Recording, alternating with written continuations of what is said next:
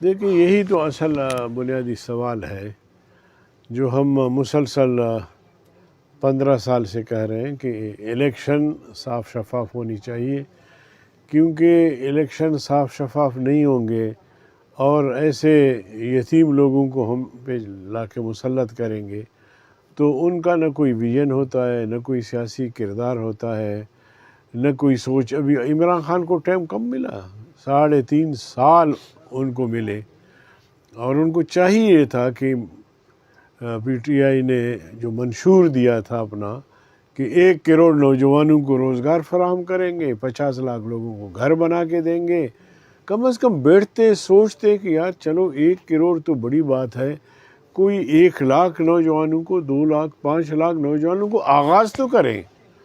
اسی طرح 50 لاکھ گھر کی بات کی، اگر 50 میں سے 5 لاکھ گھر بھی بنا کے دیتے لوگوں کو تو لوگ سمجھتے کہ چلو انہوں نے اپنے منشور پہ عمل کر۔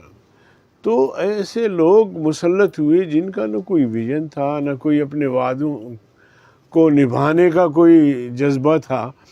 تو ہم اس لیے کہتے ہیں کہ الیکشن صاف شفاف ہو، اس کے نتیجے میں کوئی بھی جماعت آئے، ہمیں قبول ہے کوئی بھی جماعت آتی ہے، تاکہ ملک کے اندر استحکام آ جائے، سیاسی استحکام ہو، معاشی استحکام آ جائے، ملک کسی طرح ترقی کی شاہراہ پہ گامزن ہو، تو یہی ہماری کوشش ہوتی ہے۔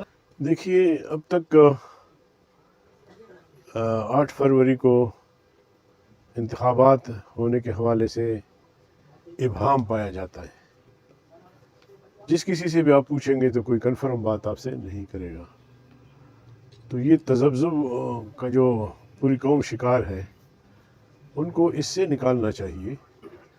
الیکشن کمیشن شیڈول دے دے کاغذات جمع کرنے کے، کاغذات واپس لینے کے، اور جب تک یہ سلسلہ اسی طرح رہے گا تو لوگوں میں یہ تشویش رہے گی کہ الیکشن ہونے ہیں نہیں ہونے۔ دوسری بات یہ ہے کہ ہم نے ایک بات ان کے سامنے رکھی تھی کہ الیکشن کے لیے امان کا ہونا ضروری ہے۔ خیبر پختونخوا اور بلوچستان کے بہت سارے ایسے علاقے ہیں جہاں امن نہیں ہے، آئے روز پولیس پہ حملہ ہوتا ہے، آئے روز ایف سی پہ، رینجرز پہ حملے ہوتے ہیں۔ تو ایک مسئلہ یہ بھی ہے۔ دوسرا مسئلہ یہ ہے کہ بلوچستان اور خیبر پختونخوا میں ان دنوں میں سخت سردی ہوتی ہے۔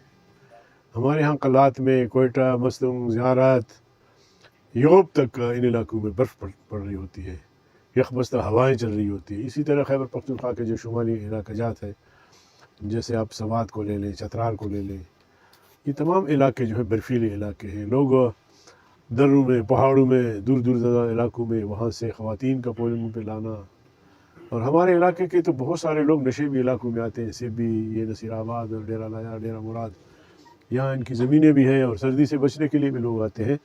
تو ہم نے یہ بات رکھی تھی، لیکن اس کا مطلب یہ ہرگز نہیں ہے کہ اگر ہماری بات مانی نہیں جاتی تو ہم کوئی احتجاج کریں گے یا کوئی مخالفت کریں گے۔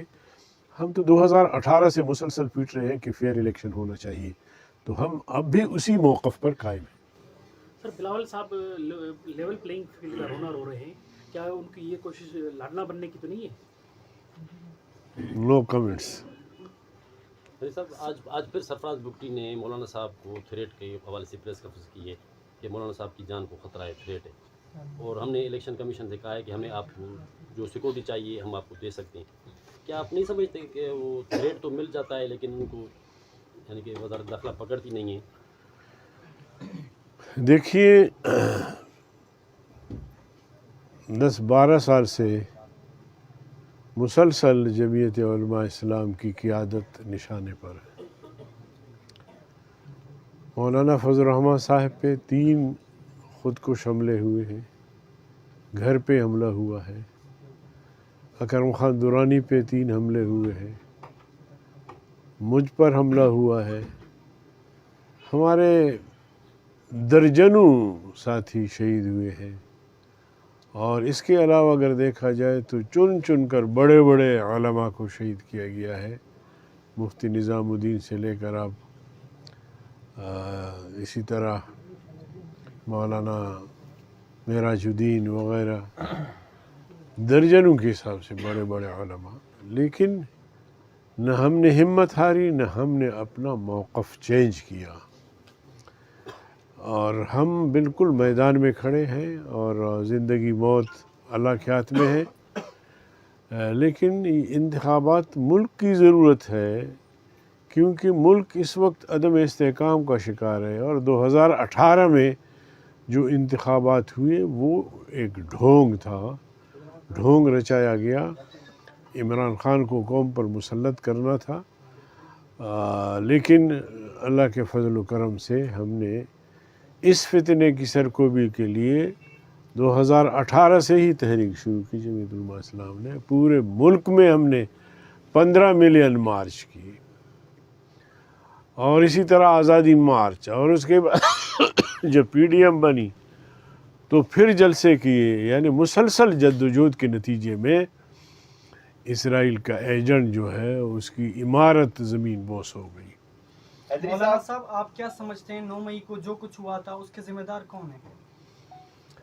دیکھیں، 9 مئی کو جو بھی ہوا وہ کوئی ڈھکی چھپی بات تو نہیں ہے، پوری قوم کے سامنے ہوا ہے، اور پی ٹی آئی نے کیا ہے، اور عمران کے حکم پر کیا ہے، تو اس میں کوئی ڈھکی چھپی بات بھی نہیں ہے، نہ کوئی یہ سوال بنتا ہے۔ جی حیدر صاحب، آپ ہمیں یہ بتائیں، نون لیگ کے ساتھ جے یو آئی کا اتحاد ہو رہا ہے، کیا مولانا صاحب صدارتی امیدوار ہیں؟ ایک ہے ایڈجسٹمنٹ اور ایک ہے صدارتی امیدوار۔ تو ایڈجسٹمنٹ تو ہر جماعت سے ہو سکتی ہے۔ مسلم لیگ نون سے خیبر پختونخوا کے حد تک کمیٹی بنی ہے، اور وہ ہمارے قائدین بیٹھیں گے، طے کریں گے کہاں مسلم لیگ کو ایڈجسٹ کرنا ہے، کہاں جے یو آئی کو۔ اسی طرح پنجاب میں بھی کمیٹی تشکیل ہوئی ہے، اس پر بھی ہمارے ساتھی بیٹھیں گے، اور یہاں سندھ میں تو مسلم لیگ سے میرے خیال میں جی ڈی اے کی شکل میں اتحاد بھی